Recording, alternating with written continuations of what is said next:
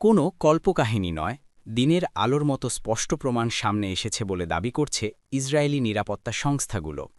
ইরানকে কাবু করতে যে নীল নকশা আঁকছিল ইসরায়েল, তারই পাল্টা জবাব দিতে এবার নাকি ভেতর থেকে তৎপর হয়েছে তেহরানের গোয়েন্দা নেটওয়ার্ক।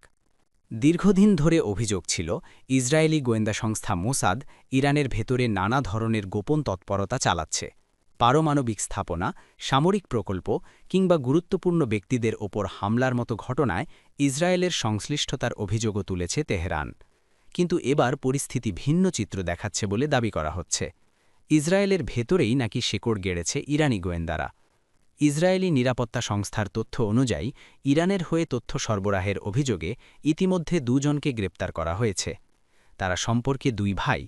প্রাথমিক জিজ্ঞাসাবাদে তারা স্বীকার করেছে ক্রিপ্টোকারেন্সির লোভেই ইরানের হয়ে কাজ করতে রাজি হয়েছিল তারা।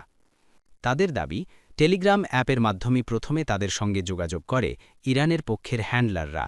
ফিশিং ধরনের বার্তা পাঠিয়ে ধীরে ধীরে তৈরি করা হয় যোগাযোগের নেটওয়ার্ক। কয়েক মাস ধরে তারা নিয়মিত যোগাযোগ রাখছিল ওই হ্যান্ডলারদের সঙ্গে। এই সময়ে তাদের দিয়ে নিরাপত্তা সংক্রান্ত ছোটখাটো বিভিন্ন কাজ করানো হয়। এর বিনিময়ে তারা পেয়েছে ১ লাখ শেকেলের বেশি অর্থ, যা দেওয়া হয় ক্রিপ্টোকারেন্সির মাধ্যমে। তবে গ্রেপ্তার হওয়া দুই ভাইয়ের দাবি, তারা এখনও কোনো বড় বা স্পর্শকাতর তথ্য ইরানের কাছে সরবরাহ করেনি।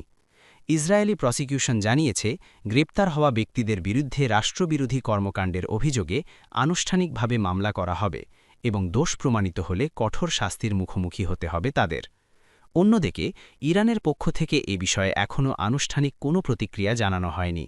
তবে মধ্যপ্রাচ্যের এই দুই চিরপ্রতিদ্বন্দ্বী দেশের মধ্যে গোয়েন্দা তৎপরতা যে নতুন মাত্রা পেয়েছে তা বলছেন বিশ্লেষকরা।